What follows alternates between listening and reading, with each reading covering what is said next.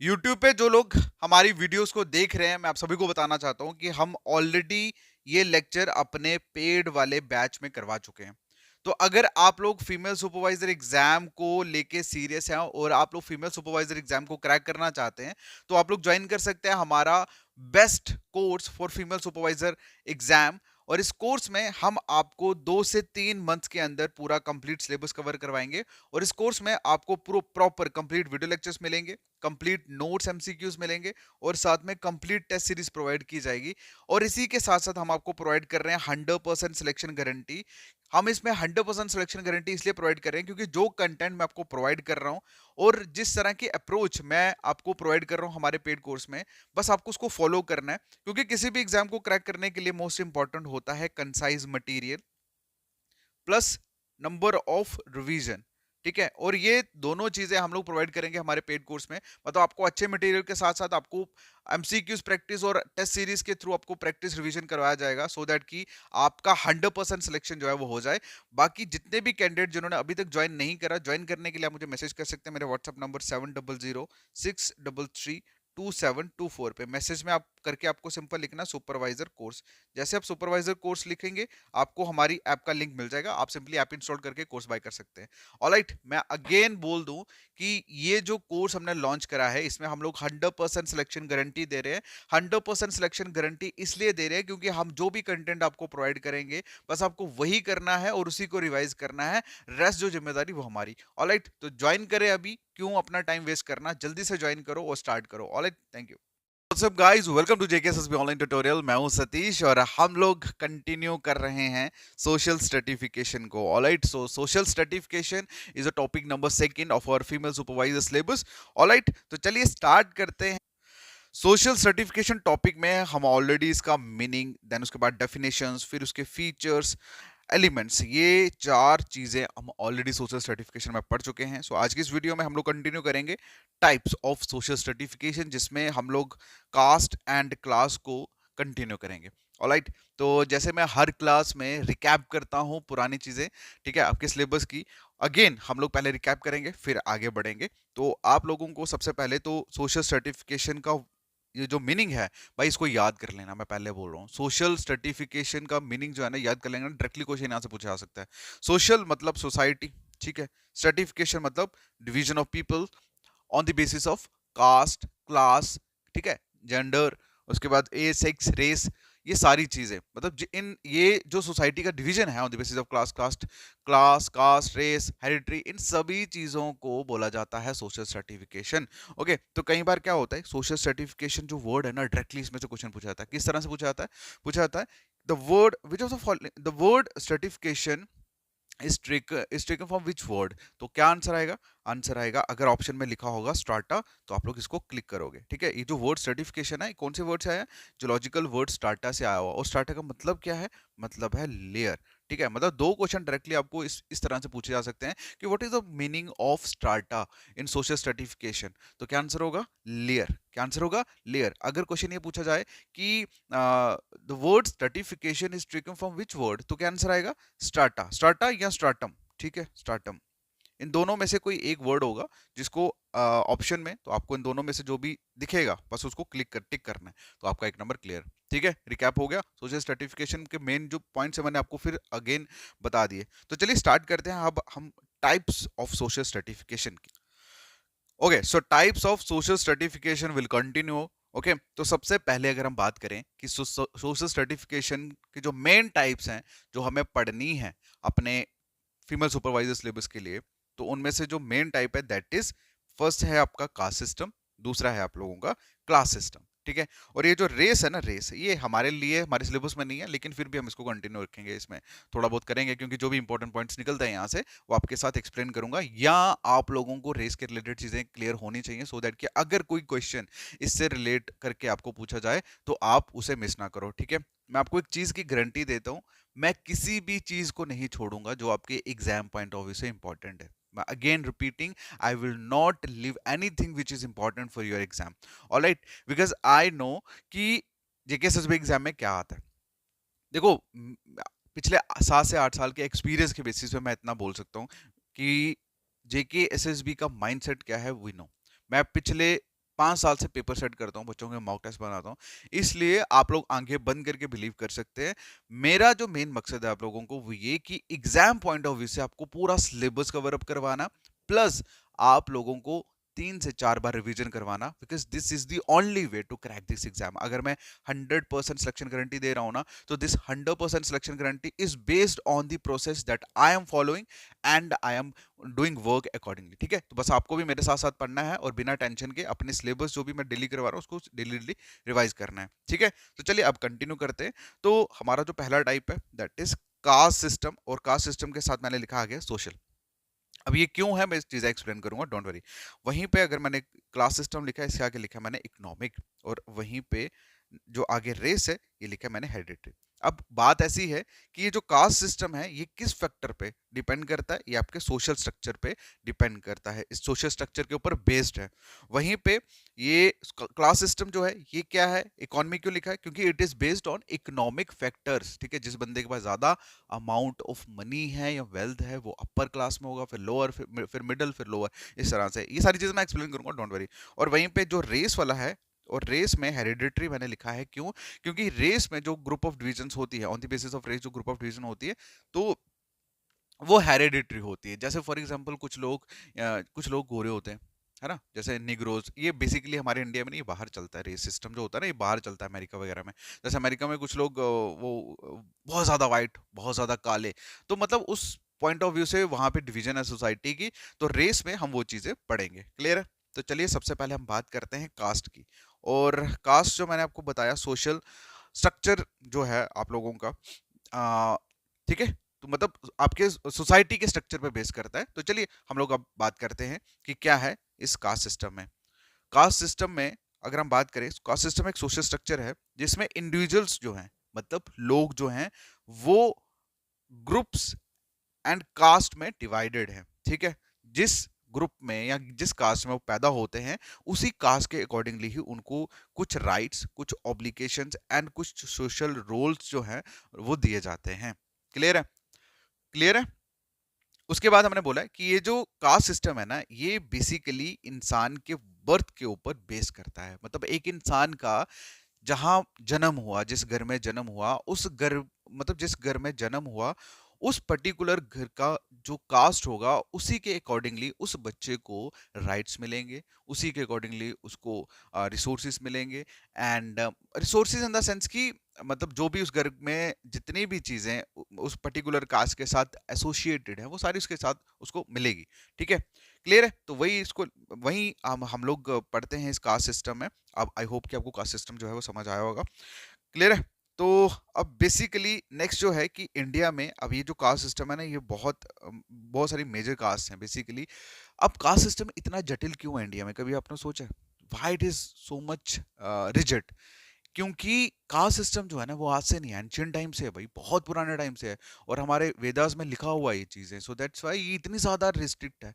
अगर हम बात करें तो हमारा जो सिस्टम था, ठीक है, इंडियन सोसाइटी में बहुत सारी, ये जो कास्ट सिस्टम बहुत पुराने टाइम से है। मतलब आप अगर आपको पता होगा, ये ब्राह्मण, क्षत्रिय, वैश्य, शूद्र, ये हमारे वेदास में लिखा हुआ है। ठीक है, और उस टाइम पे, मतलब उस टाइम से ये चलता हुआ आ रहा है। खैर उस टाइम पे तो 4 कास्ट होती थी मेन, ब्राह्मण, क्षत्रिय, वैश्य, शूद्र, और जो सबसे टॉप पे होते थे वो ब्राह्मण्स होते थे। देन उसके बाद सेकंड नंबर पे ये क्षत्रिय आते थे, वैश्य व्यापारी जो हैं वो थर्ड नंबर पे आते थे, और शूद्र जो होते थे वो लोअर कास्ट में आते थे। ठीक है, और इसके बाद भी बहुत सारी सब कास्ट होती हैं।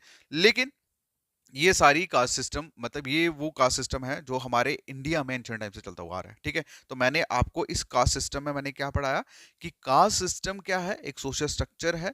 ठीक है, एक सोशल स्ट्रक्चर है, मतलब एक base, it is based on social structure. ठीक है, वो मैंने सोशल लिखा था ना आगे कास्ट सिस्टम के, ये देखो, ये मैंने जो सोशल लिखा है ना, इसका मतलब है कि कास्ट सिस्टम जो है वो सोशल स्ट्रक्चर के ऊपर बेस्ड है, जिसमें इंडिविजुअल्स, जिसमें लोग, ठीक है, एक पर्टिकुलर इंसान हो गया, ग्रुप ऑफ पीपल हो गया, वो मतलब डिवाइड होते हैं, डिवीजन होती है उनकी।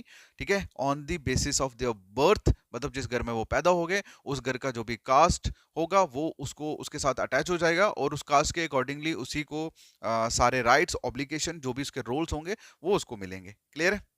ये चीजें मैंने आपको यहाँ पे बताई। और दूसरा मैंने बताया कि जो कास्ट सिस्टम होता है ये it is based on birth, ठीक है, ये इंसान के जन्म के ऊपर, मतलब जहां जन्म हो गया जो भी कास्ट होगी बस वो ठप्पा लग गया उसको। क्लियर है।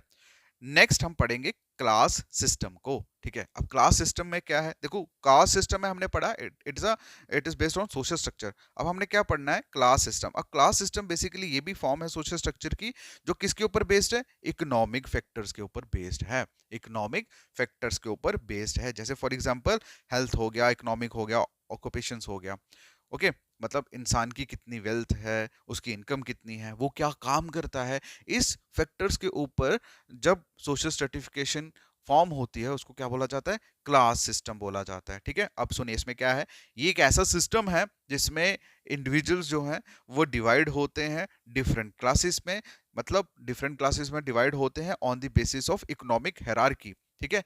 हायरार्की पता है ना, दिस इज द हायरार्की, मतलब ये हो गया आप लोगों का टॉप, ये हो गया लोअर, तो इस चीज को बोला जाता है हायरार्की, ठीक है। ये जो ऊपर से नीचे की तरफ होता है ना, मतलब यहाँ पे जो लोग होंगे उसको टॉप हायरार्की, वो टॉप हायरार्की पे हैं, और यहाँ पे जो लोग होंगे लोअर हायरार्की। हायरार्की बेसिकली सीढ़ी को बोलते हैं यार इन शॉर्ट, ठीक है। तो जो सबसे टॉप पे होगा वो बंदा टॉप लेवल पे, first class, higher class, upper class बोला जाएगा, और जो सबसे लो होगा यार लोअर क्लास बोला जाएगा मेरी तरह, ठीक है। ठीक है।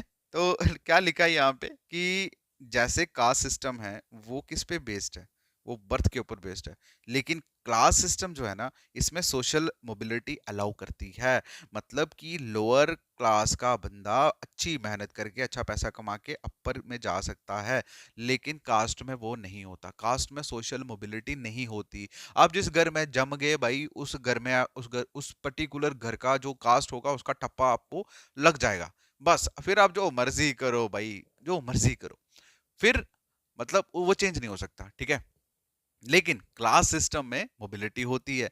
अगर आप लोअर मतलब ये लो क्लास में पैदा हुए हो, अगर आप अच्छी मेहनत करते हो अपने बलबूते पे अच्छी प्रॉपर्टी कमा के, आप उस लो क्लास से अपर क्लास की तरफ मूव ऑन कर सकते हो। मोस्ट इंपॉर्टेंट फीचर है, याद रखना भाई, ठीक है, ये मोस्ट इंपॉर्टेंट पॉइंट है, ठीक है। उसके बाद नेक्स्ट हम बात करें कि क्लास सिस्टम में क्या होता है, इंडिविजुअल्स का सोशल स्टेटस, अपॉर्चुनिटी, लाइफस्टाइल जो है ना वो उनके इकोनॉमिक रिसोर्सेज पे डिपेंड करता है भाई, सीधी सी बात है, जिसके पास ज्यादा पैसा वो अपर क्लास, तो सारे के सारे रिसोर्सेज उसी के, बाकी क्या हम जैसा जो बंदा होगा वो क्या करेगा, कुछ नहीं करेगा, ठीक है। चलिए समझ आया कास्ट सिस्टम, क्लास सिस्टम समझ आया, मुझे उम्मीद है कि समझ आया होगा। अगर नहीं आया तो सुनो, फिर से मेन मेन पॉइंट मैं आपको बता देता हूँ। देखो मेरा मेन मकसद है कि ये चीजें जो मैंने लिखी हुई है ना भाई, लिखी हुई चीजें मैटर नहीं करती, आपको इस लिखावट को मैं अलग तरह से लिख लिख के मतलब बता सकता हूँ, मेन चीज आपको कंसेप्ट समझ आना चाहिए। देखो कास्ट सिस्टम में हमने क्या पढ़ा, अब मैं जो पॉइंट हाईलाइट करूंगा ना बस उस पॉइंट को आपको अपने नोटबुक पर लिखना है। कास्ट सिस्टम में हमने क्या पढ़ा कि ये जो कास्ट सिस्टम है ये एक सोशल स्ट्रक्चर है, ठीक है, ये सोसाइटी के ऊपर एक मतलब सोसाइटी का स्ट्रक्चर है, ठीक है, दैट्स व्हाई आई रोट कि ये सोशल के रिलेटेड है, ठीक है। कास्ट सिस्टम सोशल स्ट्रक्चर है जिसमें इंडिविजुअल्स जो हैं, मतलब इंडिविजुअल्स का मतलब यहाँ पे क्या है, पीपल, ठीक है, लोग, वो डिवाइडेड हैं, ठीक है, डिफरेंट डिफरेंट ग्रुप्स में, ठीक है। और जो भी उनकी कास्ट होगी, जो भी एक बंदे की कास्ट होगी उसी कास्ट के अकॉर्डिंगली उसको राइट्स, ऑब्लिगेशन और सोशल रोल्स उसको मिलते हैं, ठीक है। पहली चीज क्लियर है।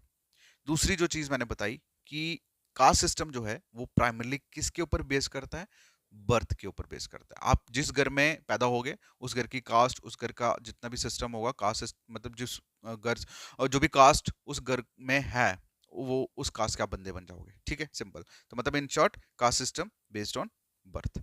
नेक्स्ट मैंने आपको क्या बोला कि उस कास्ट से रिलेटेड जो भी चीजें जो भी काम काज हो गया या जो भी राइट्स हो गया, ऑब्लिगेशंस होगी, वो आपको ऑटोमेटिकली मिलेंगी। क्लियर है। तो यही चीजें जो थी हमने पढ़ी। अब मैंने बोला कि कास्ट सिस्टम इतना रिजिड क्यों है इंडिया में, क्योंकि ये बहुत प्राचीन काल से चलता हुआ आ रहा है। अगर हम पुराने टाइम की बात करें तो चार ही मेन मेजर कास्ट थी उस टाइम पे। दैट वाज फर्स्ट नंबर पे जो थी वो ब्राह्मण्स थे, देन क्षत्रियास, फिर वैश्यस, फिर शूद्रास, ठीक है। उसके बाद बहुत सारी सब कास्ट आई, उनको करने की जरूरत नहीं है, बट चार यही मेजर कास्ट थी, ठीक है। अब यहाँ पे कोई डाउट बिल्कुल भी नहीं।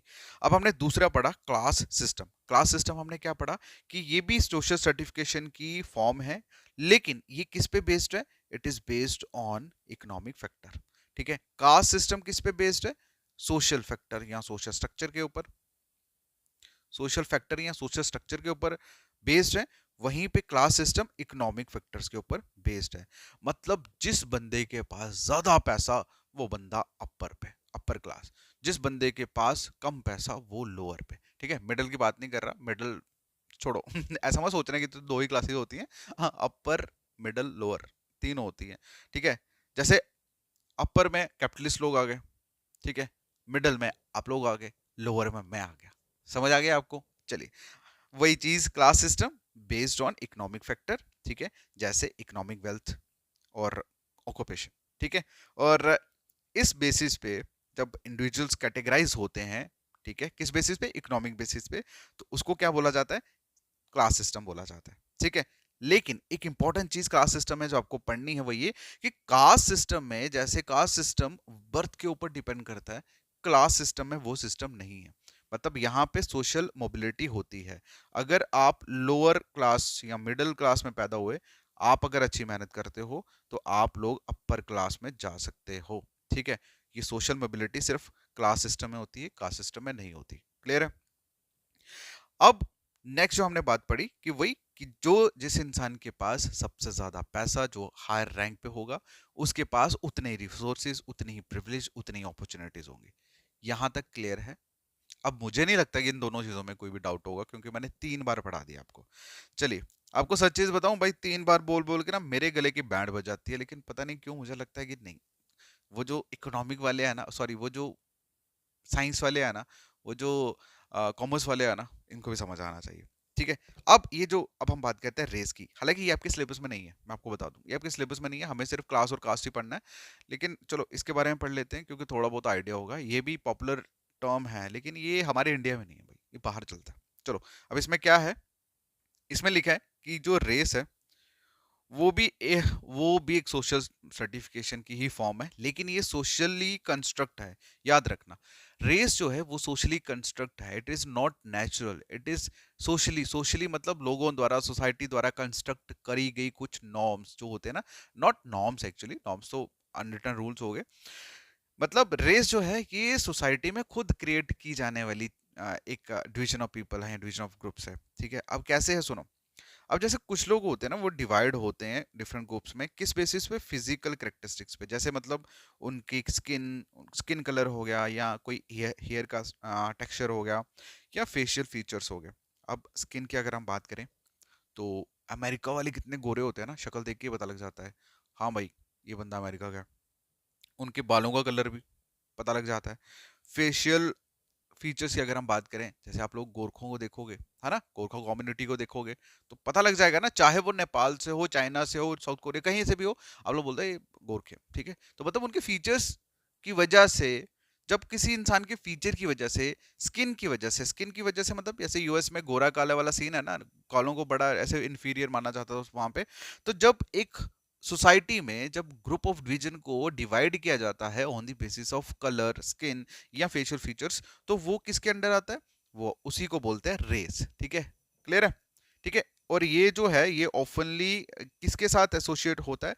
हेरिडिटरी ट्रेड्स के साथ। ठीक है, मतलब ऑब्वियसली यार, अगर मैं सपोज करो कोई इंसान अगर मतलब गोरखा कम्युनिटी में पैदा हुआ है, तो वो जो भी उसके अंदर ट्रेड्स होंगे, जो भी उसके फीचर्स होंगे, वो सब कुछ उसके मतलब बायोलॉजिकली होंगे, वो जो भी उसकी फैमिली में होंगे उसी तरह से वो भी बंदा बनेगा। तो इसीलिए लिखा है कि it is associated with hereditary trades. ठीक है, मतलब कि जो फिजिकल करेक्टरिस्टिक्स होते हैं वो पास ऑन होते हैं फ्रॉम जनरेशन टू जनरेशन।